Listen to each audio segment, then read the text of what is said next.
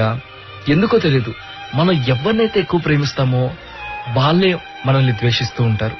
మనం ఎవరినైతే ఎక్కువ ఇష్టపడుతూ ఉంటామో వాళ్ళే మనల్ని పట్టించుకోకుండా వెళ్ళిపోతూ ఉంటారు. ఎంతో బాధ కలుగుతూ ఉంటది కదా.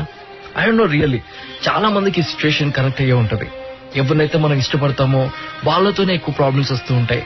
వాళ్ళు మనల్ని అవాయిడ్ చేస్తున్నా, వాళ్ళు మనల్ని మాట్లాడకపోయినా, మన ముందే వేరే వాళ్ళతో క్లోజ్ గా ఉంటున్నా కూడా ఏదో తెలియని ఫీలింగ్.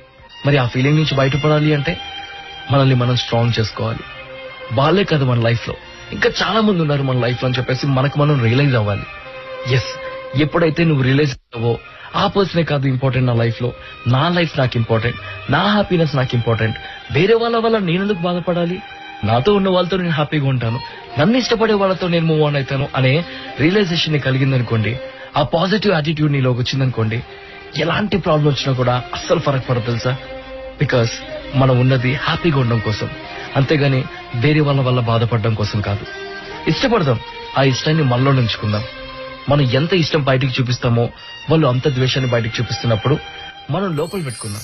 అప్పుడు వాళ్ళు ఆ ఇష్టాన్ని మిస్ అవుతారు కాబట్టి వాళ్ళే వన్ డే మన దగ్గరికి వస్తారు. అప్పుడు మనలో దాచుకున్న ఆ ఇష్టాన్ని మొత్తాన్ని కూడా బయటపడదాం. దెన్ దే రియలైజ్ ఎగ్జాక్ట్ గా ఇప్పటిదాకా వాళ్ళు ఏం మిస్ అయ్యారు లైఫ్ లో అని చెప్పేసి.